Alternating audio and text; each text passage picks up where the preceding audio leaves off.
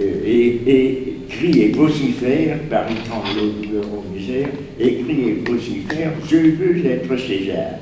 cartouche en son suaire, etc. Et ça se termine par une inversion un petit peu du vers, et tous ces cadres réclament ensemble, enfin je ne me rappelle plus quel est l'ensemble des vers,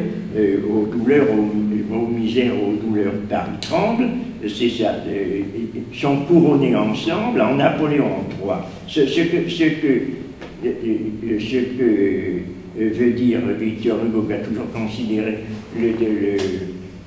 le 2 décembre comme étant un crime contre la liberté et contre la République, c'est que l'acte de Napoléon III est criminel, et c'est tous les criminels qui veulent être César, qui sont couronnés. Situation, on pourrait dire, sur laquelle Peggy ne fait pas de réflexion, pas plus que Hugo d'ailleurs, parce que Hugo n'a jamais été particulièrement contre les criminels, en particulier Cartouche ou Mandrin, qui sont des criminels au contraire qui célèbrent, en particulier Cartouche, ou tout au moins qui excusent dans Les Misérables, en tant qu'ayant été des bandits, mais qui ont, à certains moments même, été admirés et qui ont pris l'argent de l'État ou l'argent des puissants, mais pour le reverser au peuple. Par conséquent, il y a là une très grande ambiguïté dans l'attitude de Victor Hugo par rapport aux criminels. Il a écrit, vous le savez, les derniers jours d'un condamné, ces condamnés qui vont être guillotinés, ce sont des criminels. Castin a été guillotiné par exemple, donc il appartient aussi à ceux pour lesquels Victor Hugo écrit dans les derniers jours d'un condamné. Il avait écrit au début de sa vie de Jargal, qui dans la révolte de Haïti avait commis énormément de crimes, mais précisément pour libérer les Noirs, etc. Donc il n'y a pas d'obstacle particulier de Victor Hugo à l'égard des criminels. On pourrait même dire que dans la mesure où Napoléon III, dans sa jeunesse, a été Carbonaro et a même été emprisonné pour cela à un certain moment, il fait partie aussi de ceux que Victor Hugo aurait dû plus ou moins approuver. Mais c'est le coup d'État, ce fameux coup d'État que Marx simultanément avait appelé celui de Louis-Napoléon Bonaparte, et qui a été celui du prince-président, qui a fait que ce crime contre la République, qui a banni d'ailleurs Victor Hugo, qui écrivait cela depuis l'île de Jersey, fait qu'il a été que les châtiments ont développé cette sorte de vision fantastique, outrancière, en grande partie injuste, mais que reprend Peggy à son compte, mais alors d'une autre manière. Ce n'est pas, s'il en parle, c'est aussi parce que c'est pas parce qu'il soit particulièrement hostile à Napoléon III, mais c'est parce que Napoléon III marque le début, on pourrait dire, de sa modernité à lui. Cette modernité qui va s'instaurer davantage avec la Troisième République, d'ailleurs, qui va s'affirmer en particulier après 1900 dans le parti radical, contre lequel il écrira aussi une sorte de comptine, une ritournelle à partir de la chanson du roi Dagobert contre Jaurès et la trahison de Jaurès, qu'il considère lui comme la trahison de Jaurès envers le socialisme, en participant au gouvernement radical. Je ne sais pas si Jaurès a participé au gouvernement, mais enfin il l'a appuyé en tant que parlementaire. Et alors ce qui va dominer, ce qui va être le crime à ce moment-là de cette modernité, c'est l'argent.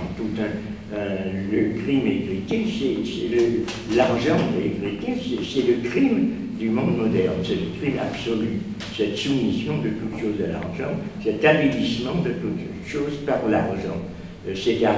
Or, comme Napoléon III, le règne de Napoléon III, Zola le montre également simultanément, d'ailleurs à la même époque, a été le règne universel de l'argent, la confirmation du capitalisme moderne. On pourrait dire que c'est plutôt à partir de cette dénonciation du rôle de l'argent que des châtiments de Victor Hugo que Péguy rejoindrait cette condamnation de Napoléon III. Mais sur quoi je voulais uniquement porter l'accent, c'est cette importance de la ritournelle, qui va nous faire pénétrer à ce moment-là dans la profondeur de l'histoire, parce que cette ritournelle, c'est elle qui va renvoyer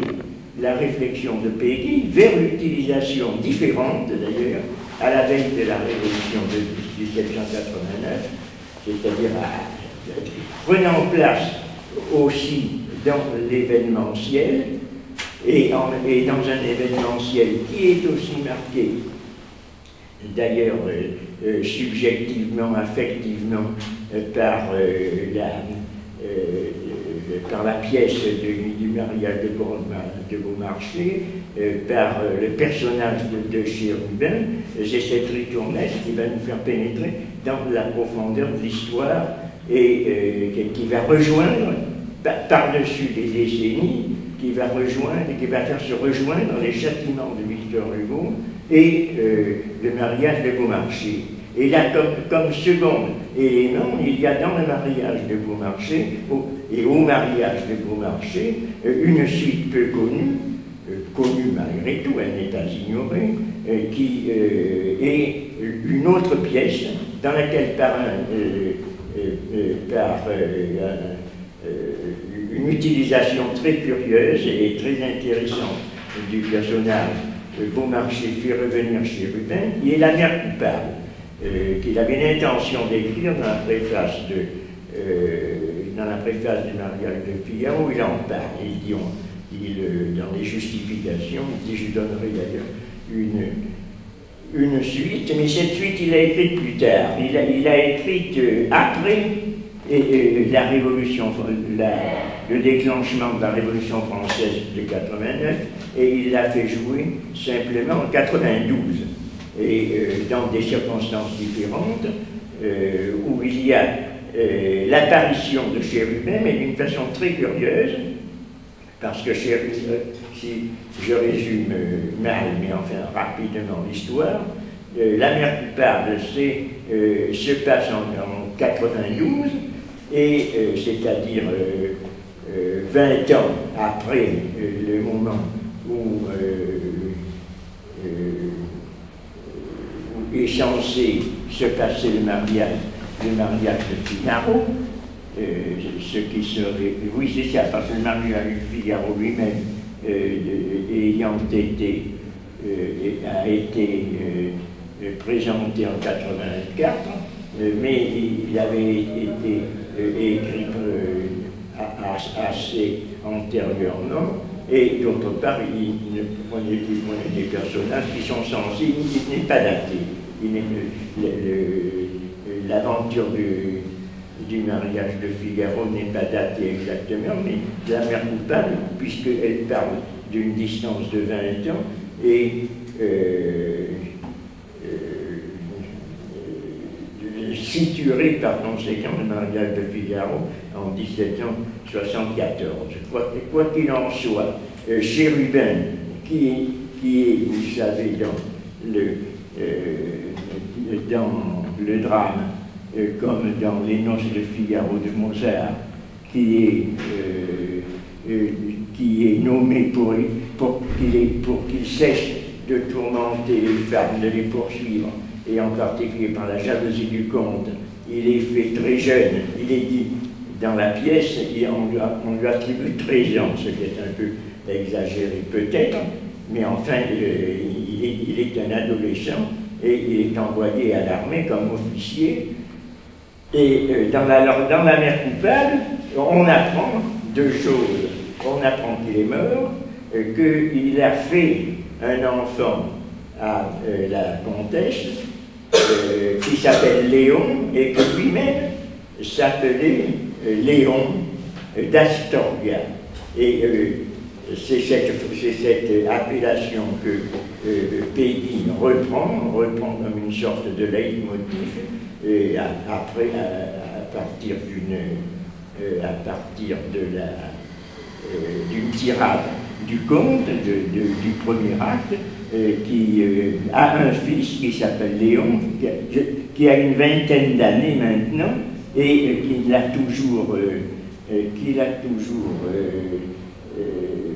pour lequel il a toujours nourri une aversion, parce que comme lui était en Angleterre à ce moment-là, et que sa femme a eu un enfant, que cet enfant est né plus de 10 mois après son départ de Séville, de son château d'Almaviva, il a toujours soupçonné que cet enfant n'était pas lui. La comtesse avait arrangé les choses d'une manière assez invraisemblable. Quoi qu'il en soit, cet enfant était de Chérubin, qui était parti à l'armée, puis qui était revenu,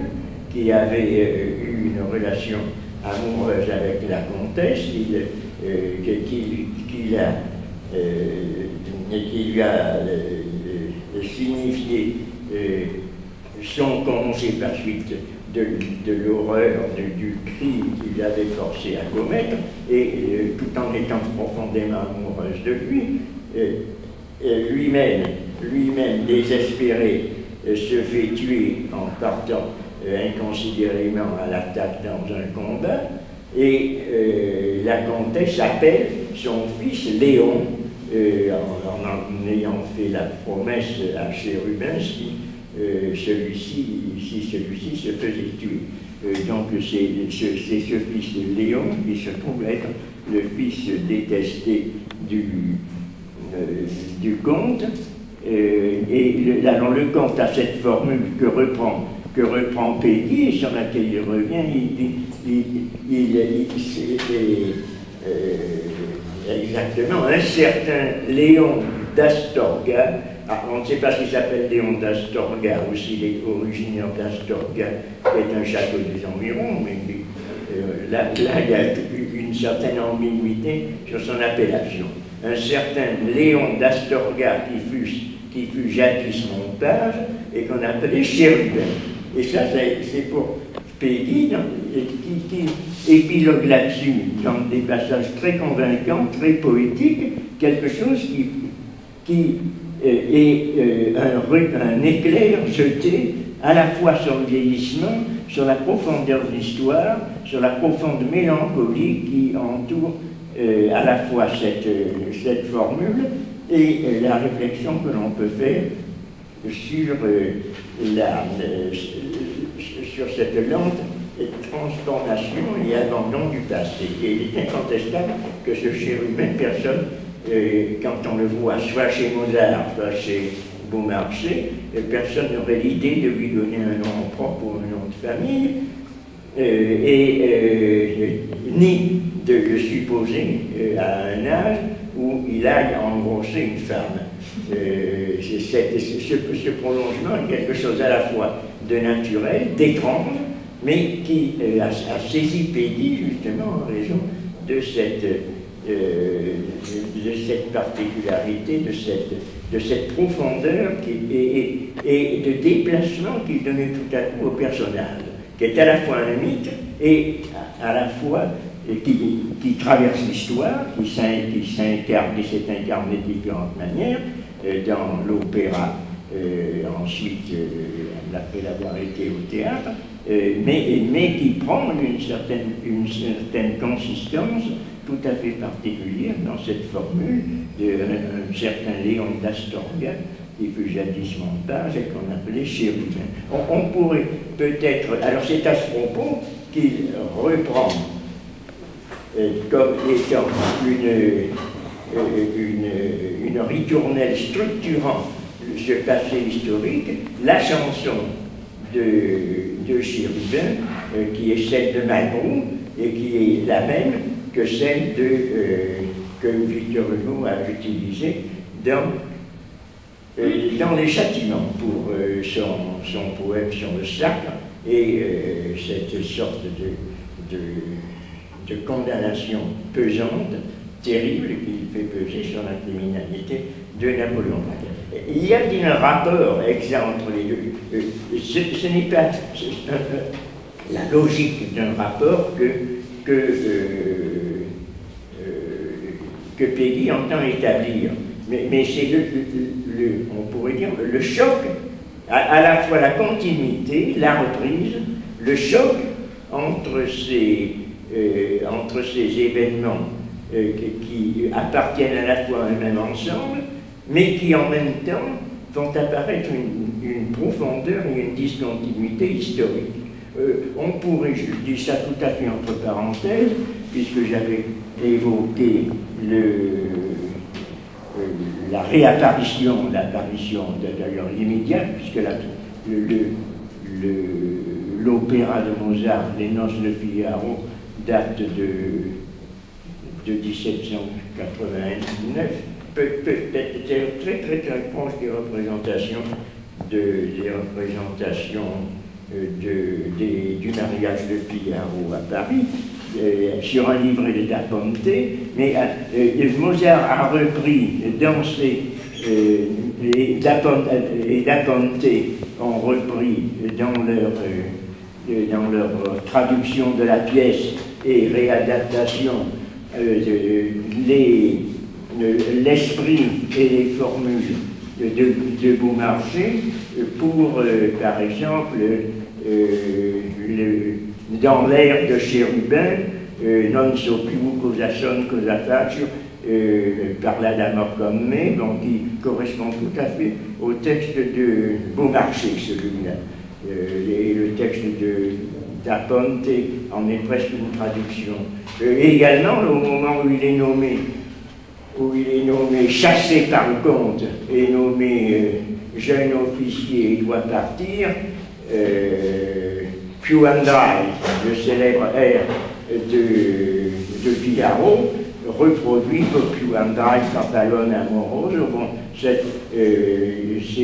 quelque chose qui est une quasi-traduction du texte de Beaumarchais. Mozart, qui pourtant n'a pas répugné à utiliser des airs populaires et les adapter, au contraire de Beethoven qu'il a fait pour Malbrou, dans un passage, je ne sais plus lequel, qui est mentionné dans Wikipédia, vous regarderez,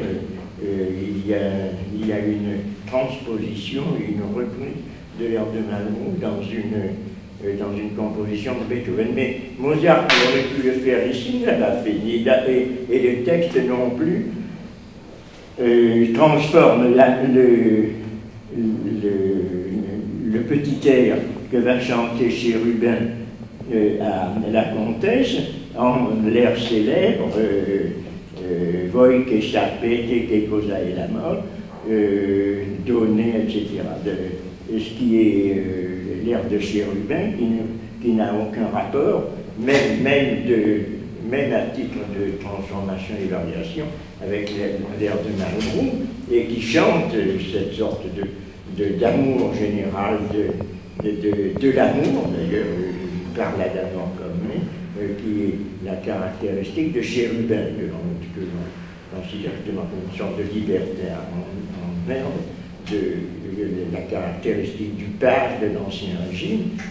terme qui aussi s'est perdu d'une façon totale dans le langage contemporain, ce qui fait justement cette sorte de vieillissement, de transformation,